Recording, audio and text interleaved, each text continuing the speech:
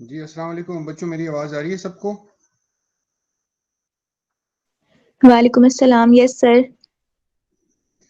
अच्छा जी, तो चलें स्टार्ट करते हैं हम हमारा आज का लेक्चर। और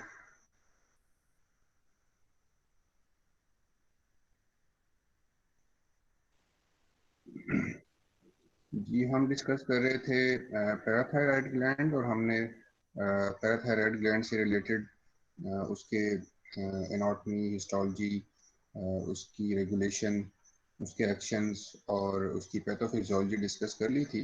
सो आज हम डिस्कस करेंगे दो और हार्मोन्स जो कि बड़े इंपॉर्टेंट हैं और वो लिंक हैं with the calcium regulation. One is calcitonin. Calcitonin जो है वो बेसिकली, अगर आपको पता हो तो, कहाँ से रिलीज होता है, कहाँ से एक्सरसाइज होता है?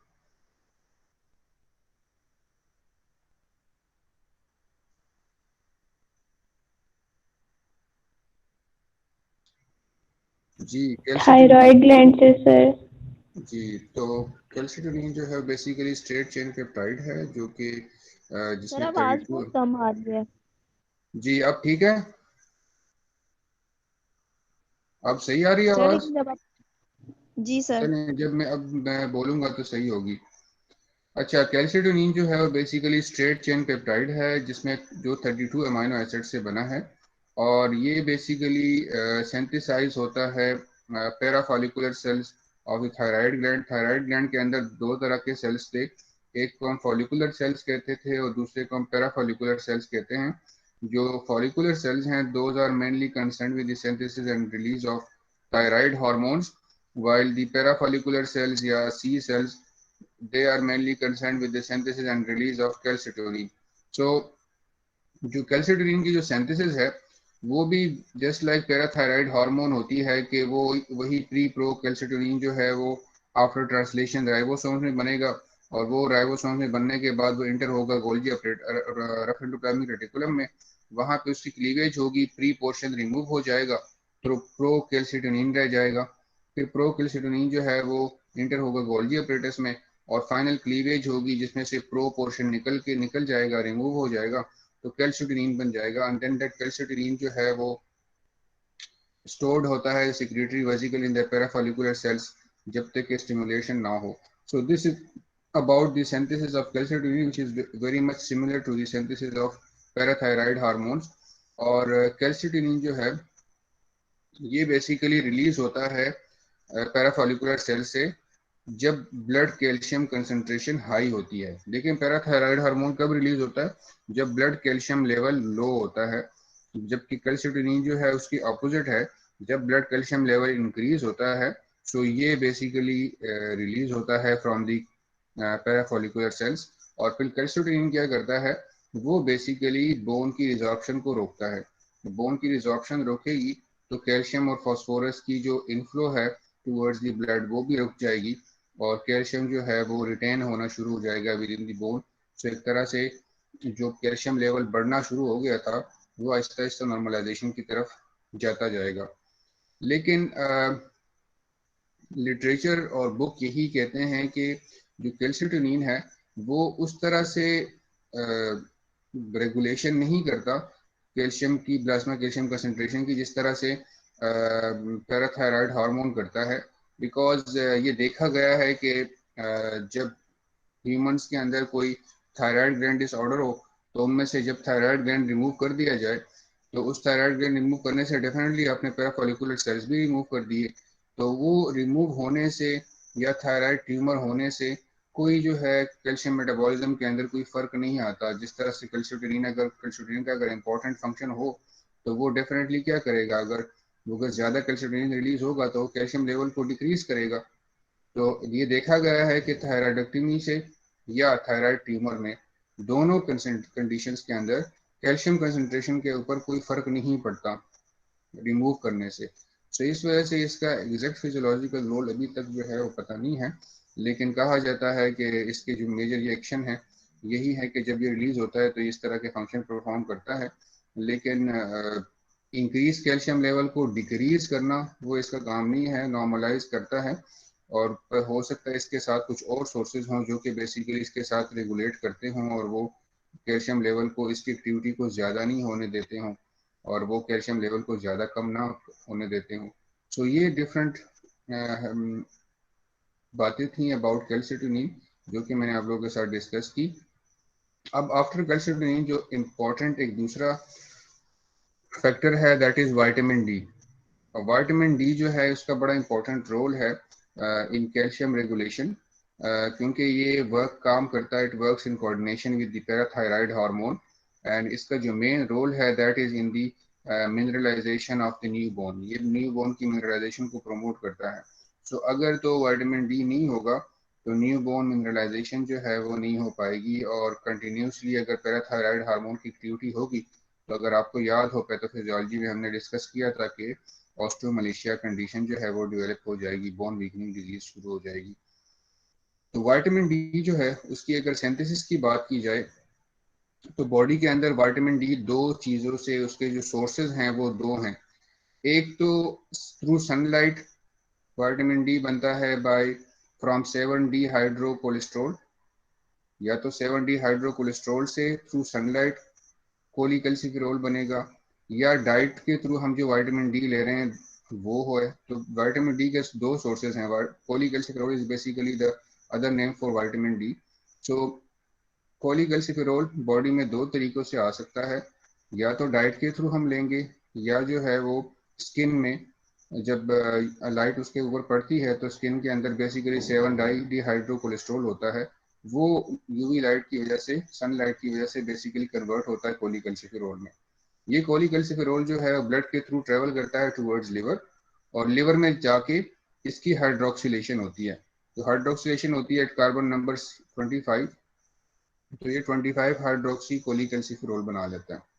तो 25 हाइड्रोक्सी कोलिकल्सिफेरोल फिर मूव करता है टुवर्ड्स किडनीज और किडनी में जाके इसमें से दो चीजें बनेंगी। अगर तो पैराथायराइड हार्मोन होगा, calcium level, serum calcium level कम होगा, तो ये बेसिकली सिमुलेट करेंगे रीनल सेल्स के अंदर 1 अल्फा हाइड्रोक्सिलेज एंजाइम को। 1 अल्फा हाइड्रोक्सिलेज एंजाइम जब स्टिमुलेट होगा तो इसकी फर्दर हाइड्रोक्सिलेशन होगी एट कार्बन नंबर 1, इस 25 हाइड्रोक्सी कोलिकल्सिफेरोल की दोबारा हाइड्रोक्सिलेशन होगी एट कार्बन नंबर 1। तो हमारे पास 125 डाई हाइड्रोक्सी कोलिकल्सिफेरोल बनेगा, जिसको हम active form of vitamin D भी कहते हैं, या विटामिन D3 भी कहते हैं। लेकिन अगर तो ये सिचुएशन नहीं होगी जिसके अंदर पैराथायराइड हार्मोन अवेलेबल नहीं है या कैल्शियम लेवल नॉर्मल है, तो उस केस में क्या होगा कि जो जो 25 हाइड्रोक्सी कोलिकल्सिफेरोल किडनी में आएगा तो उसकी हाइड्रोक्सिलेशन होगी एट कार्बन नंबर 24। तो फिर क्या होगा कि आपके पास 25 डाई हाइड्रोक्सी कोलिकल्सिफेरोल बनेगा जो कि बेसिकली इनएक्टिव फॉर्म है विटामिन D3 की। ठीक है। सो ये फेट है कि किस तरह से विटामिन डी जो है या विटामिन D3 किस तरह सिंथेसाइज होता है, वो हमने यहाँ पे डिस्कस किया कि ये हमारे पास डिफरेंट स्टेप्स हैं जो कि इसके सिंथेसिस में इन्वॉल्व हैं और ये डिफरेंट स्ट्रक्चर्स में से हो के फाइनली आपके पास active form of vitamin D3 बनता है जो कि बेसिकली रिस्पॉन्सिबल है for the absorption of calcium from the intestine. So यहाँ तक किसी को किसी चीज़ की समझ ना आई हो तो प्लीज़ आप लोग पूछ सकते हैं बेटे, कोई पॉइंट क्लियर ना हो, किसी चीज़ की समझ ना आई हो।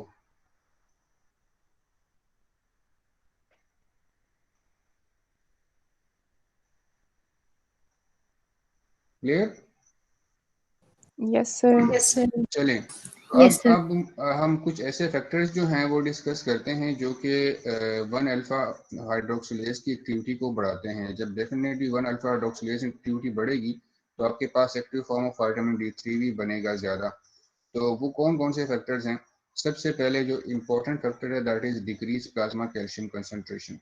देखो प्लाज्मा कैल्शियम कंसंट्रेशन जब कम होगी तो उसके रिस्पॉन्स में क्या होगा, पैराथायराइड हार्मोन रिलीज होगा। then that parathyroid hormone will actually stimulate this 1 alpha hydroxylase enzyme, and similarly also this decreased plasma concentration can also stimulate this 1 alpha hydroxylase enzyme irrespective of parathyroid hormone. So ये एक factor हो गया।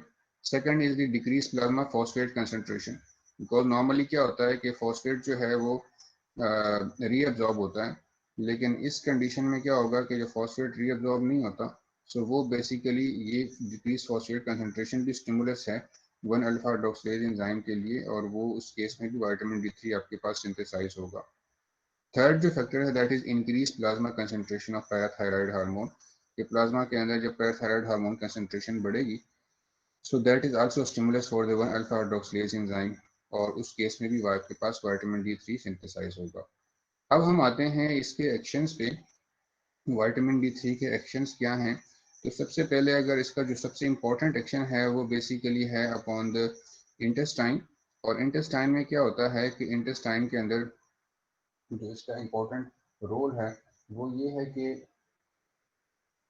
Intestine से ये जो 125 di hydroxy कोलिकल्सिफेरोल है, ये intestine से कैल्शियम की एब्जॉर्प्शन और फॉस्फेट की एब्जॉर्प्शन जो है उसको ज़्यादा उसको फॉस्फेट कैल्शियम और फॉस्फेट की एब्जॉर्प्शन करवाता है फ्रॉम द इंटेस्टाइन।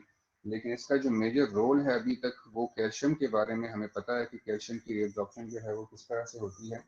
तो इंटेस्टाइन में क्या होता है कि जब इंटेस्टाइन में 125 डाईहाइड्रोक्सी कोलिकल्सिफेरोल जब इंटेस्टाइन सेल के पास जाता है तो वो क्या करता है कि इंटेस्टाइन सेल के अंदर बेसिकली एक एक प्रोटीन है जिसको हम कहते हैं कैलबाइंडीन D28 के। ये बेसिकली कैल्शियम बाइंडिंग प्रोटीन है। इस प्रोटीन की बेसिकली सिंथेसिस को बढ़ा देता है। विटामिन डी थ्री क्या काम करता है कि वो इंटेस्टाइन में जब जाता है तो इंटेस्टिनल सेल के अंदर कैलबाइंडीन की सिंथेसिस को बढ़ा देता है। ये कैलबाइंडीन क्या है? बेसिकली कैल्शियम बाइंडिंग प्रोटीन है। इस कैल्शियम बाइंडिंग प्रोटीन ये अपने साथ एक प्रोटीन एक टाइम पे 4 कैल्शियम आयंस को बाइंड कर सकता है। इसका फायदा क्या होता है? इसका फायदा ये है कि देखें, जब कैल्शियम सेल के अंदर जितने ज़्यादा ये प्रोटीन्स बनेंगे उतने ही ज़्यादा वो सेल के अंदर का फ्री कैल्शियम अपने साथ बाइंड करेंगे। तो जब फ्री कैल्शियम सेल के साथ इसके साथ बाइंड होगा तो इंट्रासेलुलर जो फ्री कैल्शियम कंसंट्रेशन है वो डिक्रीज होगा, तो कंसंट्रेशन ग्रेडियंट मेंटेन रहेगा। तो उस कंसंट्रेशन ग्रेडियंट की वजह से जो डाइट के में जो कैल्शियम है वो ल्यूमन से सेल के अंदर आएगा। अगर आपके पास सेल के अंदर calcium concentration free calcium concentration ज़्यादा है तो डेफिनेटली फिर तो कैल्शियम डाइट से नहीं आ सकता, इंटेस्टाइन से एब्जॉर्ब नहीं हो सकता, इंटू सेल नहीं आ सकता। सो उस लो कंसंट्रेशन ग्रेडियंट को क्रिएट करने के लिए, कैल्शियम कंसंट्रेशन ग्रेडियंट क्रिएट करने के लिए क्या करता है विटामिन डी थ्री कि वो सेल के इंटेस्टाइनल सेल को स्टिमुलेट करता है और उसके जो राइबोसोम्स हैं पर्टिकुलर एक प्रोटीन बनाते हैं जो रेफिडोप्लाज्मिक रेटिकुलम प्रोटीन्स बनाते हैं, और उस प्रोटीन का नाम है कैलबाइंडीन D28 के। ये बेसिकली कैल्शियम बाइंडिंग प्रोटीन है। ये अपने साथ एक टाइम पे 4 कैल्शियम आयंस को बाइंड करता है। इस तरह से डिफरेंट कैलबाइंडिंग प्रोटीन्स बनेंगे, वो कैल्शियम आयंस को साथ बाइंड करते जाएंगे, जिसकी वजह से क्या होगा कि इंट्रासाइटोप्लाज्मिक कैल्शियम कंसंट्रेशन जो है वो डिक्रीज रहेगा। तो कंसंट्रेशन ग्रेडियंट की वजह से जो इंटेस्टिन डाइट के अंदर, जो इंटेस्टिनल ल्यूमन के अंदर जो कैल्शियम है that will come into the intestine intestinal cell, और फिर सेल के दूसरे साइड पे बेसोलेटरल साइड पे कैल्शियम एटीपेस पंप है जो कि फिर एक्टिवली कैल्शियम को सेल से ब्लड में लेके आ जाता है। सो this is about the action of vitamin D on the intestine. यहाँ तक किसी को किसी चीज़ की समझ ना आई हो तो प्लीज़ आप लोग पूछ सकते हैं।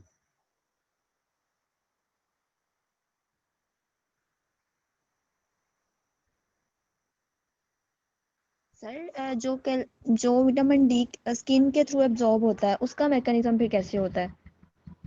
स्किन के थ्रू एब्जॉर्ब होता है? स्किन में सर तो विटामिन वो डी जो है वो जो स्किन में बनता है ना वो तो बेसिकली ब्लड में आता है और वो उसी तरह से लिवर में जाके उसकी हाइड्रोक्सिलेशन होती है। वो 25 हाइड्रोक्सी कोलिकल्सिफेरोल में कन्वर्ट होता है, फिर वो लिवर में किडनी में जाता है, और किडनी में अगर तो अल्फा हाइड्रोक्सिलेज की एक्टिविटी हुई तो वो 125 में कन्वर्ट होगा डाई हाइड्रोक्सी में, और अगर नहीं होगी तो 24-25 डाई हाइड्रोक्सी में कन्वर्ट होगा। वो अलग से तो कहीं नहीं जाएगा, बेसिकली वो इस मेजर पूल का हिस्सा बनेगा। तो हमने कह रहे थे कि जो विटामिन डी है उसके बॉडी के अंदर दो सोर्सेज हैं, या तो स्किन के थ्रू आएगा या डाइट से आएगा। तो अन आइदर केस वो दोनों जो हैं उनके फर्दर मेटाबॉलिज्म उसी तरह ही होगी जिस तरह एक की हो डाइट की हो रही है। मतलब ये देखें ना, ये देखें आपके पास विटामिन डी जो है वो आपके पास स्किन के थ्रू जो विटामिन डी बन रहा है वो 7 डी हाइड्रोकोलेस्ट्रॉल से बन रहा है सनलाइट में, और दूसरा या डाइट्री कोलिकल्सिफेरोल भी आप लेते हैं। सो जो आपके पास विटामिन डी आ रहा है कि एक फॉर्म जो आ रही है वो या तो डाइट से आ रही है या सन या स्किन से आ रही है थ्रू सनलाइट। वही फॉर्म जो है वो इन आइदर केस जहां से भी मर्जी आ रही हो उसने लिवर में जाना है और उसकी हाइड्रोक्सिलेशन होनी है, 25 हाइड्रोक्सी कोलिकल्सिफेरोल बनना है, और फिर उसकी हाइड्रोक्सिलेशन के बाद वो किडनी में उसने जाना है, और अगर एंजाइम अवेलेबल होगा, एक्टिव होगा, तो आपके पास active form of vitamin D three बनेगा, और नहीं होगा तो आपके पास inactive form of vitamin D three बनेगा। ठीक है। जी सर। अच्छा जी। जी, इंटेस्टाइन पे एक्शन में किसी का कोई क्वेश्चन हो बेटे, किसी चीज़ की समझ ना आई हो तो आप पूछ सकते हैं बेटे प्लीज। सर ये जो 7 डी हाइड्रोकोलिकोलेस्ट्रॉल है ये हमारी स्किन में होते हैं जो कि जी यूवी स्किन में होता है। से जो है बिल्कुल। वो कोलिकल्सिफेरोल में कन्वर्ट हो जाते हैं। जी बिल्कुल बिल्कुल। जी ठीक है। अच्छा जी, तो अब आते हैं इसके एक्शन ऑन वन। जो विटामिन डी थ्री है वो किडनी के ऊपर कैसा एक्शन परफॉर्म करता है। तो किडनी के ऊपर इसका इफेक्ट क्या है कि उसी तरह से है जिस तरह से पैराथायराइड हार्मोन तकरीबन करता है, कि वो क्या करता है कि कैल्शियम की और फॉस्फेट की, कैल्शियम की रीअब्जॉर्प्शन कराता है, फॉस्फेट की इनहिबिशन करता है, रीअब्जॉर्प्शन को रोकता है। जबकि जो विटामिन डी थ्री है वो थोड़ा सा डिफरेंट है। वो क्या करता है कि वो कैल्शियम की रीअब्जॉर्प्शन को भी बढ़ाता है और फॉस्फेट की रीअब्जॉर्प्शन को भी बढ़ाता है। सो किडनी के अंदर क्या है कि ये थोड़ा सा पैराथायराइड हार्मोन के एक तरह से एक एक फैक्टर में अपोजिट चलता है, क्योंकि पैराथायराइड हार्मोन अगर आपको याद हो, हमने पढ़ा था कि पैराथायराइड हार्मोन फॉस्फेट की रीअब्जॉर्प्शन को इनहिबिट करता है, जबकि विटामिन डी थ्री फॉस्फेट की रीअब्जॉर्प्शन करवाता है। सो कैल्शियम की भी रीअब्जॉर्प्शन करवाता है लेकिन फॉस्फेट की भी रीअब्जॉर्प्शन करवाता है। सो ये थोड़ा सा इसका इफेक्ट है डिफरेंट इन किडनीज।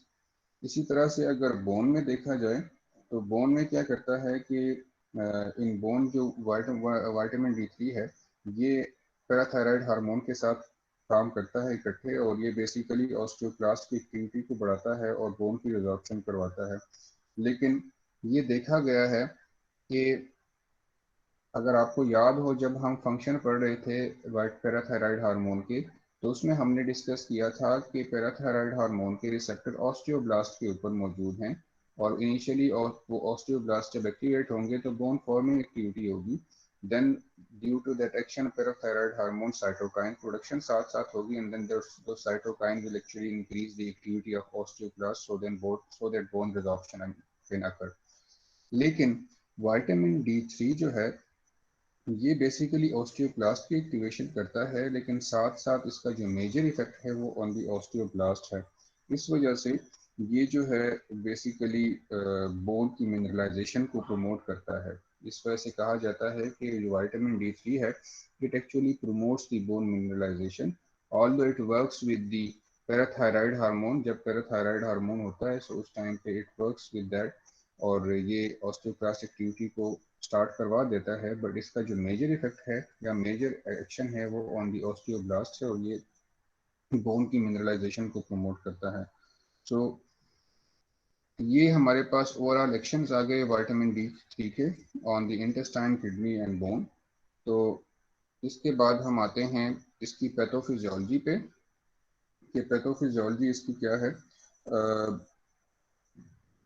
इन इसकी जो अगर विटामिन डी थ्री की डिफिशियंसी होगी या विटामिन डी की डिफिशियंसी होगी इन्फेंट्स के अंदर, सो इन्फेंट के अंदर जो एक डिजीज डेवलप होती है दैट इज रिकेट्स।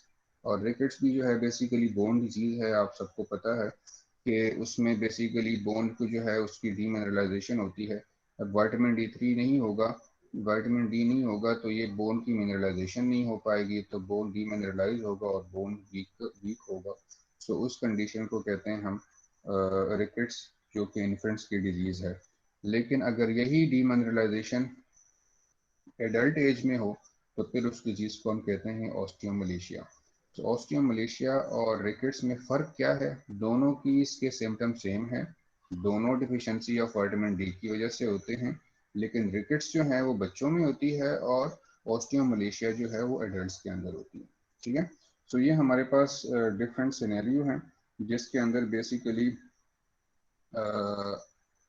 आपके पास विटामिन डी की जो है वो डिफिशिएंसी होती है। एक आपके पास विटामिन डी रेजिस्टेंस कंडीशन भी हो सकती है। रेजिस्टेंस किस सेंस में कि आपके पास या तो क्रोनिक रीनल फेल्योर होगा। अब जब क्रोनिक रीनल फेल्योर होगा तो उसके अंदर क्या होगा कि आपके पास जो रीनल सेल्स हैं जिनका काम है बेसिकली विटामिन डी थ्री की सिंथेसिस करना, वो नहीं कर पाएंगे बिकॉज रीनल सेल्स जो हैं वो अपनी एक्टिविटी लॉस कर गए हैं। सो उस केस में आपके पास विटामिन डी की डिफिशिएंसी आएगी एक तरह की। और सिमिलरली अगर आपके पास रीनल सेल्स के अंदर जेनेटिकली अगर अल्फा हाइड्रोक्सिलेज एंजाइम जो है वो लेक कर रहा हो तो तब भी आपके पास विटामिन डी की डिफिशिएंसी होगी। बिकॉज जो विटामिन डी का की जो एक्टिव फॉर्म है vitamin D three, that is purely dependent upon the one alpha hydroxylase enzyme. So अगर अल्फा हाइड्रोक्सिलेज एंजाइम मौजूद नहीं होगा तो आपके पास विटामिन डी थ्री की सिंथेसिस नहीं होगी और डेफिनेटली आपके पास वही डिफिशिएंसी के सिम्टम्स आएंगे of vitamin D three. So this is all about the pathophysiology of vitamin D3। अब आपका इसमें कोई भी क्वेश्चन हो तो आप लोग पूछ सकते हैं।